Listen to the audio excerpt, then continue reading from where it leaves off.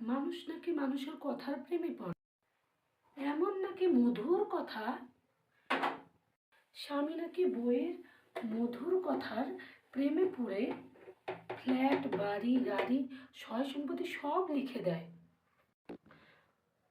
আর এদিকে আমি মুখ খুললেই দোষ বলে, তুমি মুখ খুললেই ঝগড়া লেগে যায়, তুমি মুখ খুললেই ঝামেলা, তাই চুপ থাকো, মুখের কথা নিয়ন্ত্রণে রাখো।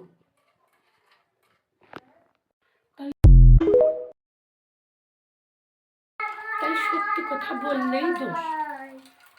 এই সত্যি কথা বলার জন্যই আমি কোনো কিছু পেলাম না, ধুর ভালো লাগে না, ভালোই লাগে না।